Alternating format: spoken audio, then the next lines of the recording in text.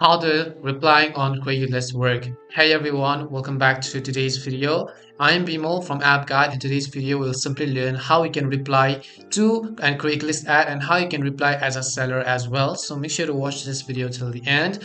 Now, normally when you see an ad on Craigslist.org, so first of all, let me just navigate to Craigslist.org and let's say I want to shop a few products over here. And once I go ahead and just select any of the products that I want to shop, all you need to do is first of all just go ahead and then open up that specific product. And once you find that specific ad and product, now depending upon the seller, they might have kept multiple type of reply options. On the top left, you'll see the little option labeled as reply. You just need to click on it, and here you'll be able to see multiple details. So it says you to show email. Now if the seller has enabled a phone number, they'll also find the option called phone number, and in most cases you'll also be able to call them directly with their phone number.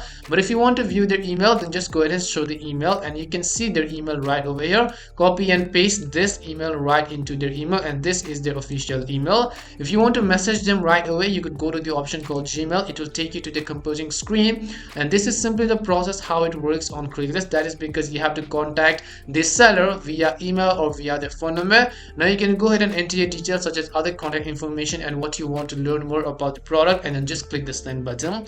And if you're a seller, what you can also do is every time you post an ad, you might have received an email, so you have to go ahead and constantly check your email definitively by Craigslist, and you will see the reply within your email section if you are the seller. And that's how replying on Craigslist work. You have the option to actually set a phone number or your email. Hopefully this video cleared confusion. We hope the video was really helpful, and if it did help you, then make sure to leave a like and subscribe to our channel. If you've got any more questions, feel free to leave them down. Thank you very much for watching, and see you soon in our next video.